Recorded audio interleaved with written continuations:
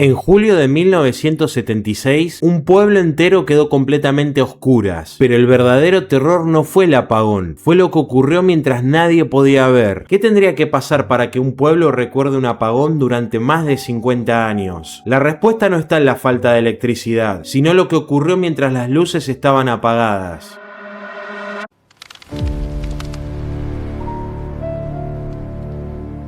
Julio de 1976. Había pasado menos de 4 meses desde el golpe de estado que dio inicio a la última dictadura militar argentina. En el departamento de Ledesma, al este de la provincia de Jujuy, las noches transcurrían bajo un clima de tensión cada vez más evidente. Libertador General San Martín era una ciudad profundamente ligada al ingenio azucarero Ledesma. La empresa no solo era la principal fuente de trabajo de la región, su presencia atravesaba prácticamente toda la vida económica y social de la zona. Muchas familias dependían directa o indirectamente de la fábrica. Trabajadores, comerciantes, profesionales, estudiantes y dirigentes sindicales convivían en localidades donde casi todos se conocían. Pero durante la noche del 20 de julio algo cambió. El suministro eléctrico fue interrumpido en Libertador General San Martín, Calilegua y otras localidades cercanas. Al principio, muchos vecinos pensaron que se trataba de un corte común, una falla técnica, un problema momentáneo, pero entonces comenzaron a escucharse motores, vehículos que avanzaban por calles completamente oscuras, frenadas frente a las viviendas, golpes en las puertas, órdenes gritadas en medio de la noche. Hombres armados ingresaban a las casas y buscaban a personas concretas, llevaban nombres, direcciones y según numerosos testimonios parecían saber exactamente a quienes debían detener. No fue una operación improvisada. Mientras la población permanecía a oscuras, integrantes de distintas fuerzas de seguridad realizaron allanamientos y secuestros sin órdenes judiciales. Entre las personas buscadas había trabajadores de ingenio, dirigentes gremiales, estudiantes, docentes, profesionales y militantes políticos o sociales. Algunos fueron sacados de sus camas, otros fueron detenidos frente a sus familias. Muchos ni siquiera tuvieron tiempo a vestirse. Los operativos no se limitaron a una única noche, se extendieron durante varios días entre el 20 y el 27 de julio de 1976. Por eso, aunque la historia pasó a conocerse como la noche del apagón, con el tiempo también comenzó a hablarse de las noches de los apagones. No fue un episodio aislado, fue una secuencia organizada de secuestros que alcanzó a distintas localidades del departamento de Ledesma. Cuando finalmente regresaba la electricidad, las casas seguían allí, las calles volvían a iluminarse, pero muchas personas ya no estaban. Los organismos oficiales sitúan los operativos en las fechas alrededor del 20 de julio o habitualmente entre el 20 y el 27, y no en una sola noche. También documentan su desarrollo en Libertador General San Martín, Calilegua y El Talar. Las personas detenidas fueron subidas a automóviles, camiones y camionetas. Numerosos sobrevivientes declararon que, durante los operativos, las fuerzas represivas utilizaban vehículos pertenecientes al ingenio de Ledesma. Ese dato se convertía décadas después en uno de los elementos centrales de las investigaciones judiciales sobre la posible responsabilidad de directivos de la empresa. Los secuestrados fueron trasladados inicialmente a distintas dependencias de la zona, entre ellas la comisaría de General San Martín y Calilegua, instalaciones de gendarmería y otros lugares para concentrar detenidos. Allí comenzaba un recorrido que muchas víctimas jamás pudieron reconstruir por completo. Estaban vendadas, no sabían dónde se encontraban, escuchaban voces, pasos, puertas que se abrían y los gritos de otras personas. Algunos detenidos fueron trasladados posteriormente a Guerrero, que era una antigua hostería ubicada en las cercanías de San Salvador de Jujuy, que funcionó como centro clandestino de detención. Los testimonios de sobrevivientes describen interrogatorios, golpes, amenazas y torturas, algo habitual en estos casos. Pero las preguntas se repetían. Querían información sobre sindicatos, organizaciones políticas, compañeros de trabajo, reuniones y reclamos laborales. El objetivo no parecía ser investigar delitos concretos. Se buscaba desarticular vínculos, eliminar cualquier forma de organización y sembrar miedo entre quienes permanecían en libertad. Durante aquellos operativos fueron secuestrados alrededor de 400 personas. Muchas permanecieron detenidas durante días o meses. Algunos fueron liberados, otras terminaron en cárceles legales sin haber atravesado un proceso judicial normal. Pero decenas continúan desaparecidas. La cifra exacta varía según los registros y también los criterios utilizados por distintas fuentes. Organismos oficiales han señalado que 33 de las personas secuestradas durante esos operativos permanecen desaparecidas, pero detrás de cada número había una vida, una familia que esperaba, una habitación vacía, una mesa en la que alguien ya no volvía a poder sentarse y una comunidad que comprendió rápidamente que el apagón no había sido producto de una falla eléctrica. La oscuridad había funcionado como parte del operativo. Fuentes oficiales y judiciales describen el paso de detenidos por comisarías, dependencias de gendarmería y el centro clandestino de Guerrero. La cifra más repetida por organismos estatales es el de 400 personas secuestradas y que 33 permanecen desaparecidas. Existen otras cifras en publicaciones históricas, por lo que en este guión evito presentarlas como unánimes. Para comprender por qué este episodio tuvo semejante impacto, hay que entender qué significaba el ingenio de Ledesma para la región. No era únicamente una fábrica, era el principal centro económico de una zona en la que miles de trabajadores dependían de la producción de azúcar, papel y otros derivados de la caña. La influencia de la empresa se extendía más allá de sus instalaciones, y esa concentración de poder había provocado conflictos mucho antes del golpe de 1976. Durante años, los trabajadores del ingenio denunciaron condiciones laborales precarias, problemas sanitarios y persecuciones contra quienes participaban en reclamos gremiales. Uno de los nombres más representativos de aquella historia fue el del médico Luis Ramón Aredés. Aredés había trabajado en el ingenio y conocía de cerca las enfermedades que afectaban a los obreros y a sus familias. También fue intendente en Libertador General San Martín. Desde ese cargo intentó que la empresa abonara impuestos municipales que, según denunciaba, no pagaba desde hacía años. Ese enfrentamiento lo convirtió en una figura incómoda. El 24 de marzo de 1976, el mismo día del golpe de Estado, Aredés fue detenido. Según reconstruyó posteriormente la justicia, fue trasladado en una camioneta vinculada a la empresa. Permaneció detenido durante meses y recuperó la libertad en 1977. Pero el 13 de mayo de ese mismo año volvió a ser secuestrado. Desde entonces permanece desaparecido. Su caso no formó parte estrictamente de los secuestros ocurridos durante las noches de julio, pero quedó profundamente unido a la misma trama represiva investigada en la región. Aredés no fue el único trabajador o referente relacionado con el ingenio que sufrió persecución. Las víctimas incluían personas que habían trabajado en sindicatos, huelgas o reclamos por mejores condiciones laborales. Para la fiscalía, más tarde, esta selección no hubiera sido casual. Las investigaciones sostuvieron que la represión también permitió luego desarticular la organización sindical dentro del establecimiento y eliminar voces que cuestionaban el poder de la empresa. El apagón había terminado, pero dentro del ingenio muchas de esas voces nunca volvieron a escucharse. La causa Aredés investigó los secuestros de Luis Aredés, Omar Gainza y Carlos Melián por separado de la causa vinculada directamente a los apagones. La fiscalía destacó como indicios el uso de vehículos, la relación entre los represores y la empresa, el perfil sindical de muchas víctimas y el beneficio que habría supuesto la eliminación de la organización gremial. Pero acá aparecía la pregunta más difícil de esta historia. ¿Las fuerzas de seguridad actuaron solas o contaron con la colaboración de quienes controlaban la empresa más poderosa de la región? Durante décadas, sobrevivientes, familiares y organismos de derechos humanos sostuvieron que el ingenio Ledesma colaboró con los operativos represivos. La denuncia se apoyaba principalmente en la utilización de vehículos de la empresa, en el conocimiento previo que los secuestradores parecían tener sobre las víctimas y en la relación existente entre las fuerzas de seguridad y los responsables del establecimiento. La investigación judicial alcanzó a Carlos Pedro Blanguier, quien presidía el directorio de la empresa, y a Alberto Enrique Lemos, administrador general de la compañía durante aquella época. En 2012, ambos fueron procesados por su presunta participación en secuestros ocurridos en 1976. La Cámara Federal de Salta confirmó posteriormente los procesamientos. En el caso de Blanguier, la justicia lo consideró inicialmente partícipe necesario en 20 privaciones ilegales de la libertad vinculada con los apagones. Lemos fue procesado como partícipe secundario, pero el camino judicial estuvo lejos de ser lineal. En 2015, la Cámara Federal de Casación Penal revocó los procesamientos y dictó la falta de mérito. Para esa decisión, no se había demostrado que los directivos supieran que los vehículos entregados a las fuerzas de seguridad serían utilizados para cometer secuestros ilegales. La fiscalía y las querellas se apelaron, negaron. Sostuvieron que la decisión había evaluado las pruebas de forma aislada y sin tener en cuenta el contexto territorial, político, laboral y represivo en el que ocurrieron los hechos. Años después, la Corte Suprema dejó sin efecto aquella resolución, lo que permitió reactivar los expedientes. En 2021, las causas fueron elevadas a juicio oral, pero Carlos Pedro Bachlier nunca llegó a sentarse frente a un tribunal. Murió en marzo del 2023, a los 95 años, sin una condena ni una absolución definitiva sobre estos hechos. La muerte extinguió la acción penal en su contra. Alberto Lemos continuó como el único ex directivo con posibilidades de ser juzgado. En abril del 2025, una cámara judicial ordenó acelerar la realización del debate después de años de demoras. Por eso es importante decirlo con precisión. La participación empresarial fue sostenida por las acusaciones, respaldada por procesamientos judiciales y llevada hasta la instancia de juicio oral. Pero, en el caso de Bachlier, nunca existió una sentencia final que determinara su culpabilidad o inocencia. El paso del tiempo terminó impidiendo que esa discusión pudiera resolverse frente a un tribunal. Bachlier y Lemos fueron procesados, beneficiados luego con faltas de mérito y finalmente enviados a juicio tras la reactivación de las causas. Bachlier murió en 2023, antes del debate. En abril del 2025 se informó que la justicia ordenó que se acelerara el juicio respecto de Lemos. Las fuentes consultadas hasta julio del 2025 todavía lo describen como pendiente. Después de la desaparición de Luisa Aredez, su esposa, Olga Márquez de Aredez, comenzó una búsqueda que ocuparía el resto de su vida. Preguntó en dependencias policiales, presentó recursos judiciales, visitó oficinas públicas, buscó testigos y exigió respuestas en una comunidad que seguía con miedo aún después del retorno de la democracia. Olga se incorporó a Madres de Plaza de Mayo y convirtió la plaza central de General San Martín en el escenario de su reclamo. Con un pañuelo blanco y fotografías de Luis, caminaba alrededor de la plaza. Al principio lo hacía prácticamente sola. Muchos vecinos conocían su historia, pero acercarse, acompañarla o simplemente saludarla podía sentirse peligroso. La dictadura había terminado formalmente en 1983. Sin embargo, en Ledesma, el silencio tardó mucho más en desaparecer. Pero Olga continuó marchando, año tras año. Y con el tiempo, sobrevivientes, familiares, organismos sociales y defensores de los derechos humanos comenzaron a acompañarla. La marcha creció hasta convertirse en una de las conmemoraciones más importantes de Jujuy. Cada julio, una columna recorre el camino entre Calilegua y Libertador General San Martín. Ya no se trata solamente de recordar una noche, se recuerdan los nombres de quienes fueron secuestrados, se reconstruyen testimonios, se señalan los lugares utilizados para la detención y se reclama una respuesta judicial que llegó tarde o que para muchas víctimas nunca llegó. Olga murió en 2005. No pudo conocer una sentencia sobre la desaparición de su esposo ni sobre la responsabilidad de los directivos investigados. Pero su caminata solitaria consiguió algo que la represión había intentado impedir: que el pueblo volviera a hablar. Olga Aredez se convirtió en una figura central del reclamo y en la impulsora de muchas marchas conmemorativas. Fuentes institucionales y muchos testimonios describen cómo comenzó caminando sola, en un contexto donde había persistido el miedo local. Un apagón normalmente dura unos minutos o unas horas. Después vuelve la electricidad, las calles se iluminan y la vida continúa. Pero hay oscuridades que no desaparecen cuando regresa la luz. Durante aquellas noches de julio de 1976, cientos de personas fueron arrancadas de sus hogares mientras una comunidad entera permanecía a oscuras. La mayoría regresó marcada para siempre, otras nunca volvieron. Durante años, el miedo obligó a guardar silencio, pero una mujer comenzó a caminar sola alrededor de una plaza. Después se sumó otra persona y después otra, hasta que aquel silencio se convirtió en una marcha. La noche del apagón demuestra que la memoria no siempre comienza con una multitud. A veces comienza con alguien que se niega a dejar de preguntar, porque cuando la justicia tarda demasiado, recordar también se convierte en una forma de resistencia.